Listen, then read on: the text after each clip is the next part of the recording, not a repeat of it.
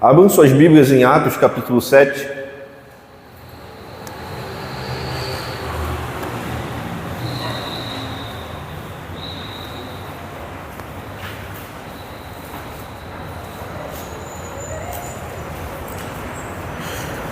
Bem, semana passada a gente falou sobre Estevão, apresentamos quem era Estevão. A gente viu que Estevão era um dos 7 diáconos que havia sido eleito pela igreja para resolver o problema das viúvas que não estavam recebendo as cestas básicas, não estavam tendo suas necessidades supridas. Então, 7 diáconos são eleitos para resolver esse problema e os apóstolos se dedicarem à palavra. Dentre esses diáconos, 2 vão se destacar. O primeiro deles é Estevão, que nós estamos vendo. E o segundo é Filipe, que nós vamos ver posteriormente no capítulo 8. A palavra de Deus vai dizer no capítulo 6, verso 8, que Estevão era cheio de graça e poder, e fazia prodígios e grandes sinais entre o povo. A gente viu aqui as características semana passada de Estevão: bom testemunho, boa reputação, bom pregador, servo.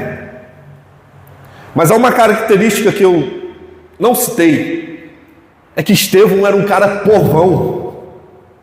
Estevão andava no meio do povo. Um servo anda no meio do povo. Há uma certa cultura por alguns líderes de manter aquele distanciamento das ovelhas. Tem uns líderes que parecem que são inacessíveis. Para você falar com ele, demora 3 meses, 2 meses. Tem uma agenda. Estevão não era assim. Estevão era servo. Era pessoa comum. Andava no meio das ovelhas. Estevão não tinha esse ar de superioridade. Ele se colocava como um servo. Ele levava cesta básica na casa das viúvas. Cuidava, curava os necessitados. Esse é o caráter do servo de Deus que nós estamos vendo e que nós vamos ver o sermão dele no capítulo 7. Mas antes de entrarmos no capítulo 7, é necessário a gente entender o contexto. O que está acontecendo? Que sermão de Estevão é esse? Então a gente vai recapitular aqui o capítulo 6. A gente vai ver que, semana passada a gente viu que ele foi levado a julgamento ao Sinédrio. Ele estava pregando.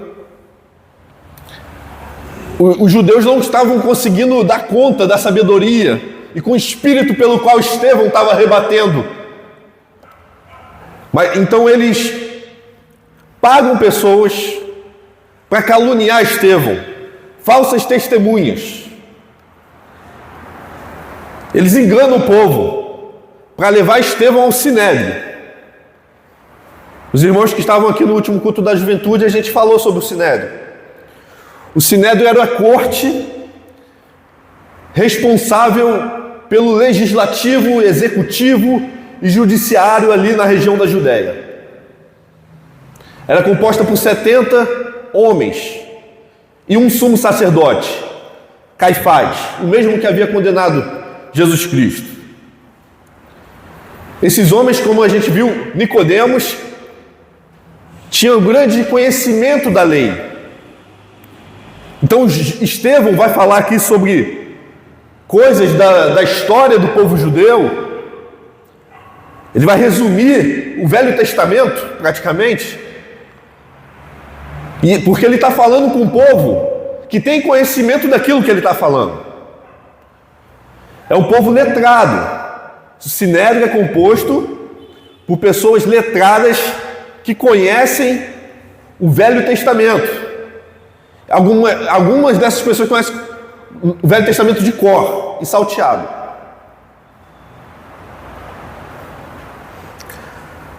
E aqui é a 3ª vez que um crente está sendo levado ao Sinédrio. A gente viu ao longo dessas exposições do livro de Atos que João e Pedro foi levado a primeira vez ao Sinédrio. por pregar o evangelho, e eles recebem uma advertência verbal. Hoje na EBD foi falado aqui sobre perseguição. Na segunda, os 12 apóstolos são levados ao sinédrio e eles são chicoteados. Vocês veem que tem uma graduação. E agora na terceira vez, Estevão está sendo levado ao sinédrio e ele vai ser morto. Então a perseguição à igreja, quando ela começa, é sempre assim, gradual. Começa devagar, uma advertência verbal, uma censura, depois uma tortura, até a morte e a perseguição, matança.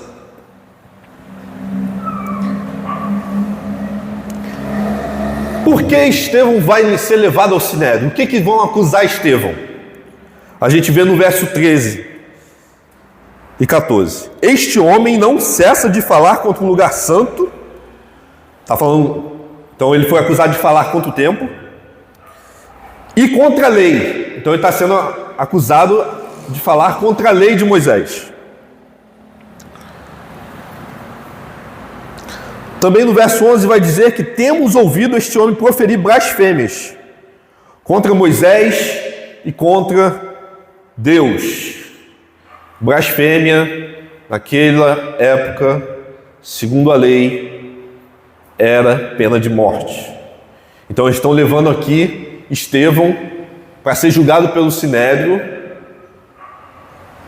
por um crime capital, blasfêmia, o mesmo que condenou Jesus Cristo. Estão levando ele para matar ele. A gente não está dando conta aqui, a gente está tentando argumentar com ele, a gente não dá conta. Então o que a gente faz? A gente ataca a vítima, ataca a pessoa. E começa a atacar Estevão. E leva ao sinédrio para matar ele. Vamos matar ele. O que a gente faz com esse cara? Vamos matar ele. E a gente sabe que Deus estava com Estevão. A luz de Deus brilha. A glória de Deus resplandece sobre Estevão, diante do sinédrio. Irmãos, a gente está aqui diante agora de uma obra-prima. É um texto rico, Atos capítulo 7. A gente vai ver um homem de Deus, cheio do Espírito Santo, fazer uma exposição da Escritura. E para isso, é porque Estevão foi treinado, teve treinamento, se capacitou. Próximo capítulo da EBD que a gente vai trabalhar é treinamento, estudo, dedicação. Estevão provavelmente não tinha muito tempo de convertido. Era tudo muito recente. Mas ele foi ensinado, foi treinado desde pequeno sobre a lei, sobre o Velho Testamento. E quando ele se converte, ele consegue enxergar Cristo e encaixar as coisas. E ver Cristo na lei, ver Cristo no Velho Testamento. Então Estevão é levado ao sinédrio. E lá o sumo sacerdote Caifás pergunta para ele: porventura, é isto assim? É verdade o que estão te acusando? Você está blasfemando? É verdade isso? Você tem falado contra o nosso templo? Você tem falado contra o lugar santo? Você tem falado contra Deus? Você tem falado contra a lei de Moisés? E parece estranho para a nossa cultura, né? Porque a gente acha que ele poderia dar uma resposta rápida. Não, não é bem isso. Mas não. Naquela época era comum ter um grande discurso de oratória defensivo. E o que Estevão vai fazer aqui? Ele vai defender a sua fé. Ele não vai se defender. Ele vai defender o Evangelho. Ele vai defender a verdade. O que estava em ataque, Estevão sabia que não era ele. Não é contra Estevão. É contra o Evangelho. É contra a verdade. A gente vive numa guerra, irmãos. E a guerra é pela verdade. Satanás não quer que essa verdade aqui avance. Porque ela sabe que quem essa verdade alcançar vai libertar.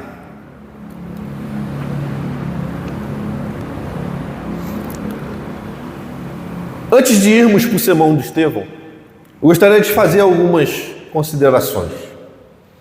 Estevão era um homem que tinha preparo, é um homem que conhecia a sua história, era um crente que conhecia a história da igreja, era um crente que conhecia as Escrituras. Estevão era um pregador da Bíblia. O sermão que a gente vai ver de Estevão é um sermão bíblico. A centralidade da pregação de Estevão são as Escrituras. Estevão não vai contar a história da carochinha.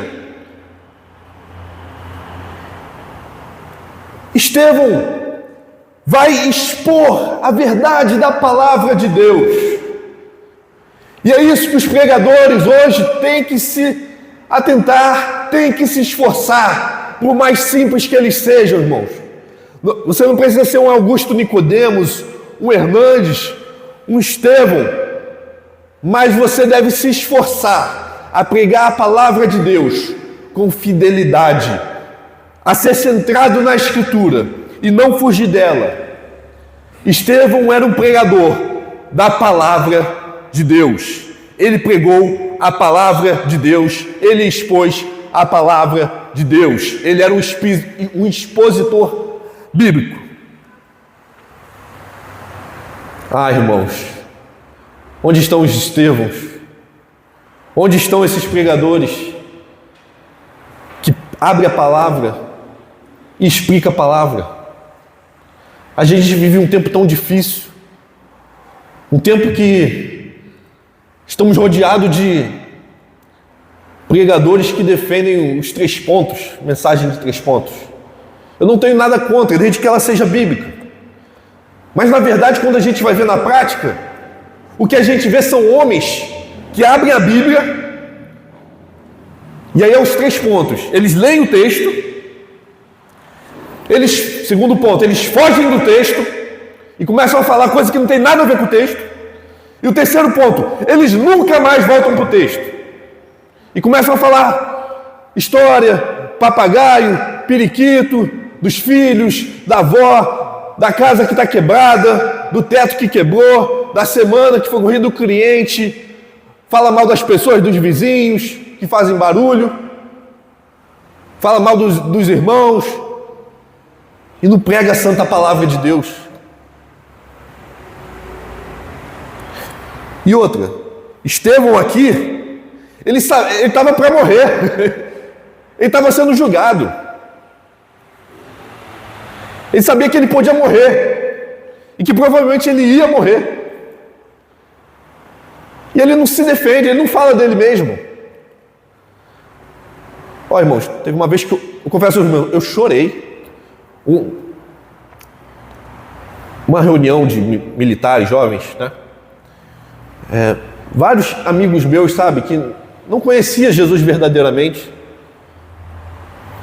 jovens precisando ouvir a Cristo, e aí você tem um auditório num culto com 800 jovens, muitos deles carentes de ouvir a verdade, de ouvir a palavra do Evangelho. Aí vai um pregador, fala dos diplomas dele, fala das conquistas, fala das casas que ele comprou, fala dos carros que ele comprou. E as almas carecendo da palavra. E as almas carecendo de vida. Porque a palavra de Deus é vida. Será que os pregadores, gente, não tem a noção? A gente perdeu a noção, o senso de urgência do Evangelho. A gente precisa retomar ao senso de urgência do Evangelho. Será que eles não sabem que se as pessoas não creem em Cristo Jesus, não se arrependerem dos seus pecados, elas estão condenadas a uma vida inteira, uma eternidade, longe de Deus, no sofrimento? Onde estão os pregadores que pregam sabendo dessa urgência, dessa necessidade, que levam a sério a palavra de Deus. A gente vive tempo de stand-up nos púlpitos. Pessoas vão à igreja porque é engraçado. A gente vive tempo de gente fantasiada de Chapolin. A gente vive tempo de gente falando asneira no púlpito, fazendo analogias de iPhone, de melancia,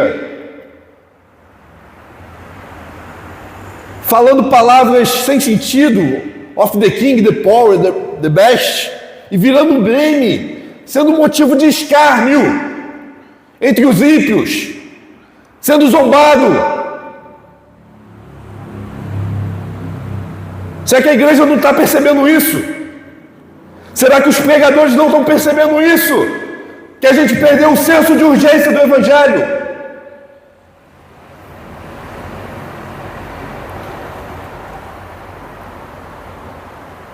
Outro congresso também eu fui, um congresso presbiteriano.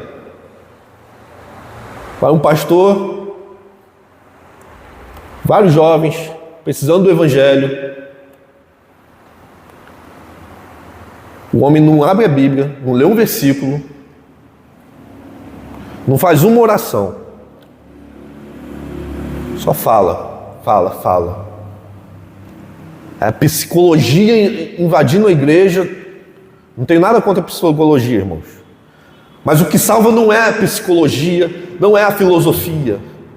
A verdade é a palavra de Deus, é ela que transforma, é ela que nos dá vida. No final do culto eu falei nele: obrigado por ter vindo, só faltou abrir a palavra de Deus e pregar. Irmãos, é muito sério o que nós estamos vivendo. A gente precisa da palavra da verdade. A gente precisa de Estevãos. Estevão não recorreu a filosofias. Estevão não recorre à psicologia.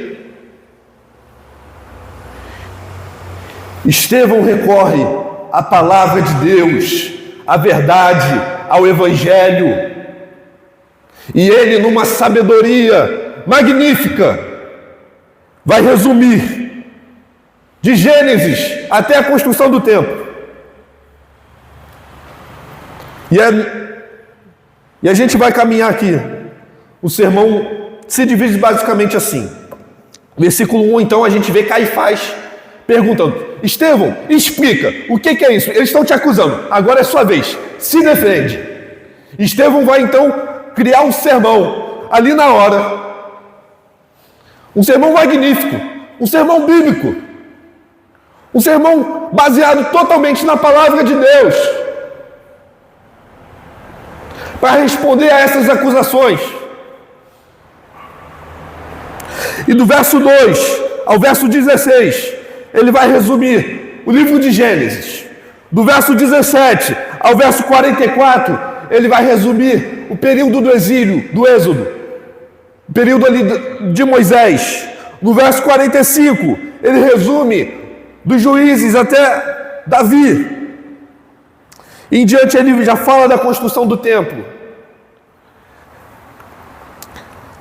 E ele vai dizer: mas foi Salomão quem edificou esse templo.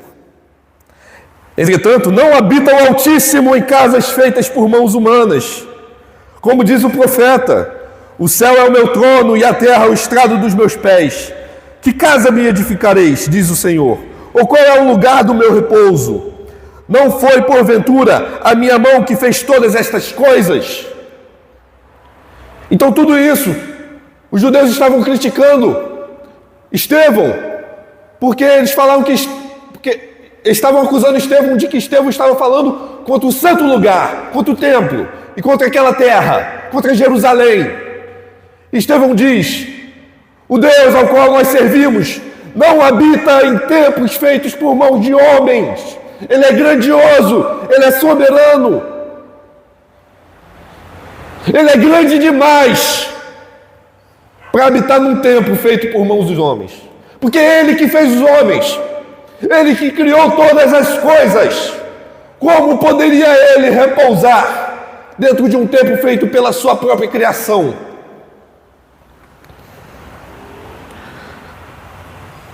Por último, antes de entrarmos no sermão de Estevão, no verso 51, a gente vê que Estevão não é um massageador de ego, não é um coaching, não é igual esses homens que estão aí fazendo sucesso na internet, arrancando dinheiro de neófitos.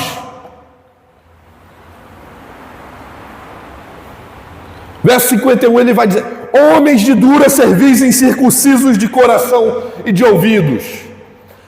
O evangelho de Estevão é um evangelho que confronta o ouvinte, que traz o ouvinte para uma reflexão, que traz um ouvinte para ver a sua real condição e necessidade de Cristo, que traz o ouvinte para ver a sua condição de incredulidade, que era isso que estava. E é isso que marca Atos capítulo 7. É um texto magnífico, é um sermão magnífico. Um dos melhores, talvez, das Escrituras. Mas ninguém se converte. Porque não depende, irmãos, da nossa habilidade, do que nós falamos, mas é de Deus, de usar de misericórdia e para os seus propósitos. E é justamente essa recusa, essa incredulidade, eles vão matar Estevão. Eles não vão aceitar a mensagem do Evangelho. Mas é a partir daqui que o Evangelho vai sair de Jerusalém. Mas é a partir daqui que o Evangelho vai até os confins da terra. Mas é a partir daqui que vai se cumprir o que Jesus havia dito: vós recebereis poder quando recebereis o meu Espírito, e sereis minhas testemunhas em Jerusalém, em Judeia, Samaria e até os confins da terra. Estevão não apresenta Jesus como muitos evangélicos fazem. Ele não apresenta Jesus como um pobre coitado. Tadinho de Jesus, dá uma chance para ele. Olha que coitadinho, deixa ele entrar no seu coração. Tadinho dele. Ele precisa tanto de você. Não, irmãos, não. Jesus é o nosso soberano rei. Ele governa sobre todas as coisas. Nós precisamos beijar a Ele, reconhecer a sua grandeza, para que a sua ira não se acenda sobre nós. Aqueles homens eram de dura cerviz. Eles conheciam a palavra de Deus. Eles eram religiosos. Eles iam à igreja. Mas o seu coração estava distante de Deus. Eles achavam que a vida cristã se resumia a práticas religiosas, quando na verdade a vida cristã se resume a um chamado de Deus, um Deus que chama, e esse Deus que chama não precisa estar no seu santo templo, não precisa estar na sua terra prometida. E é isso que Estevão vai fazer aqui no verso 2. Estevão respondeu: varões, irmãos e pais, ouvi. E aqui ele está tratando com respeito irmãos judeus. Estevão era judeu, helenista, assim como aqueles com qual ele estava conversando. E pais, aqui ele está se referindo aos anciãos do Sinédrio. O Deus da glória apareceu a Abraão. Ele usa aqui a palavra o Deus da glória. Essa expressão, o Deus da glória, só tem em um local no Velho Testamento, que é o Salmo 29, o Salmo de Davi. Então, por mais que a gente não perceba, para os judeus, para quem ele estava falando, quando ele diz o Deus da glória, o Sinédrio sabia exatamente o que ele estava falando quando ele se referia. O Deus da glória é o Deus de Davi, uma das figuras mais respeitadas da história de Israel até hoje. O Deus da glória apareceu a Abraão. Nosso pai foi no Santo Templo, foi em Jerusalém. Quando estava na Mesopotâmia, antes de habitar em Harã, olha, o nosso Deus, ele já se manifestou no passado, sem ser aqui em Jerusalém, sem ser na Terra Prometida, sem ser no templo. O nosso Deus nunca se limitou a templos feitos por mão de homens, porque no passado, lá no início, em Abraão, ele chamou. A Terra Prometida era apenas uma promessa, mas o que houve verdadeiramente é um chamado. Irmãos, se você veio aqui hoje, e não é porque você foi chamado, mas é porque você gosta da igreja, ou porque você se sente bem, irmãos, é necessário rever a sua conduta, é necessário rever a sua fé, porque todos os crentes verdadeiros estão aqui hoje, porque um dia, assim como chamou Abraão, o Evangelho tocou no seu coração e Deus chamou você. Então, o nosso relacionamento com Deus, a nossa vida cristã, ela não é baseada em templos, em terras, em religiosidade, mas num Deus que chama e nos chama para uma vida de relacionamento com o Pai, relacionamento com os irmãos, porque Deus habita na nossa comunhão. Nós cremos num Deus que chama. E ele disse: sai da tua terra e da tua parentela, e vem para a terra que eu te mostrarei. Então saiu da terra dos caldeus e foi habitar em Harã, e dali, com a morte de seu pai, Deus o trouxe para esta terra em que vós agora habitam. Antes dessa terra ser a terra prometida, Deus já se manifestou. Deus já se manifestava. Deus já era Deus. Deus não precisa de tempo para ser Deus. Deus não precisa de Jerusalém para ser Deus. É isso que Estevão está argumentando. Lembrando que esse sermão é uma resposta às acusações dos judeus para Estevão. Nela não lhe deu herança, nem sequer o espaço de um pé, mas prometeu dar-lhe a posse dela, e depois dele, a sua descendência, não tendo Abraão ainda filho. E falou Deus que a sua descendência seria peregrina em terra estrangeira, onde seriam escravizados e maltratados por 400 anos. Eu, disse Deus, julgarei a nação da qual forem escravos, e depois disso sairão daí e me servirão neste lugar. Ou seja, o povo de Israel só tomou posse da terra prometida depois de 400 anos. E nesses 400 anos que eles estavam no Egito, Deus não estava com o seu povo. Deus estava com o seu povo quando eles eram estrangeiros.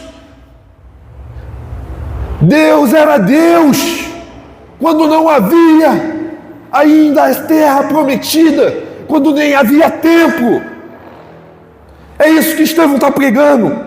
É isso que Estevão está querendo mostrar.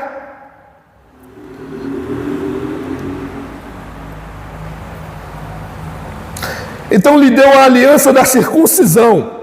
Assim nasceu Isaac. Deu a aliança da lei aqui. A lei de Moisés que eles estavam criticando. Estevão de blasfêmia. A lei nem existia ainda. A lei só vai existir depois. No Êxodo.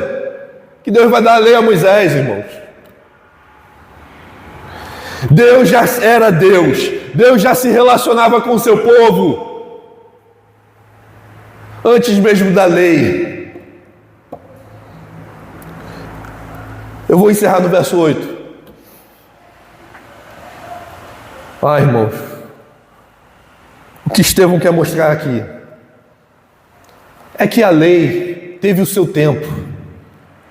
O templo lá em Jerusalém teve o seu tempo. Deus nunca disse que essas coisas seriam eternas, mas que elas tinham um propósito, que era apontar para o Messias, que era para apontar o Cristo.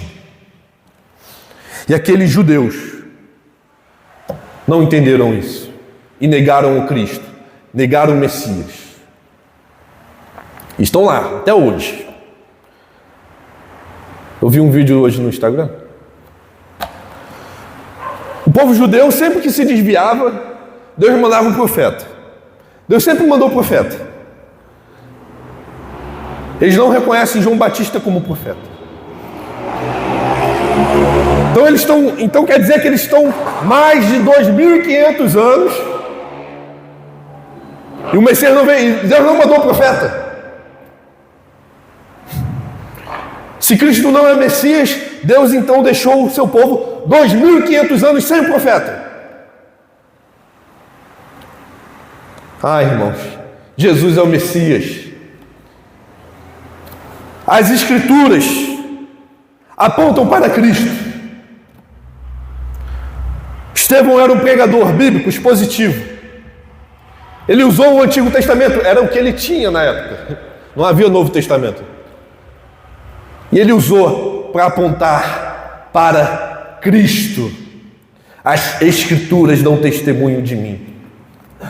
As Escrituras são sobre Cristo. É tudo para honra e glória para Ele. Tudo aponta para Cristo. A nossa vida deve apontar para Cristo. Eu elogiei muito Estevão aqui semana passada. Mas Estevão nada mais é do que um servo de Cristo, que aponta para o seu Senhor, que é Jesus, o nosso Cristo. Que nós tenhamos esse fervor no coração, esse senso de urgência do Evangelho, de não brincar com a palavra de Deus, mas de reconhecer a seriedade, irmãos, que está diante dos nossos olhos. Falta-nos sede, falta-nos vontade de comer a palavra de Deus, de se alimentar da palavra de Deus. Que Deus nos dê um coração que busque a palavra de Deus e que nos dê sabedoria também, irmãos. O que a gente tem ouvido por aí? O que você tem ouvido durante a semana?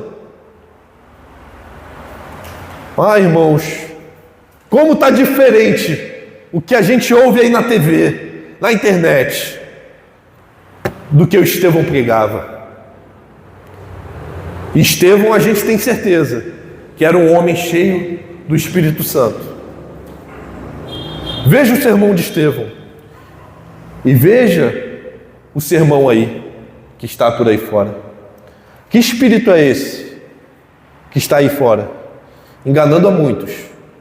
Espírito de prosperidade, espírito de coaching, espírito de autoajuda, quando na verdade o verdadeiro Evangelho nos leva à pessoa de Cristo, a amar a Ele, a amar a Sua palavra e a crescer em santidade e amadurecimento e em amor a Deus. Amém. Senhor, Pai, obrigado, Pai, porque a Tua palavra ela é viva e eficaz. Ela nos transforma, ela nos molda, ela nos leva a uma vida, Pai, de intimidade contigo. Purifica, Pai, o nosso coração por meio da Tua palavra. Lava-nos, Pai, e seremos limpos. Purifica as nossas mãos para fazer a Tua obra, Senhor. Nos dê a sabedoria, Pai, assim como Estevão, Pai, para pregar o Teu Evangelho, para estarmos preparados quando o mundo vier nos atacar, quando o mundo vier fazer pergunta. Preparem-se, igreja, para quando aqueles vierem perguntar sobre a nossa esperança. Esteja, Pai, os nossos ouvidos atentos à Tua palavra, em nome de Jesus, Senhor. Não endureça os nossos corações, Senhor. Amém.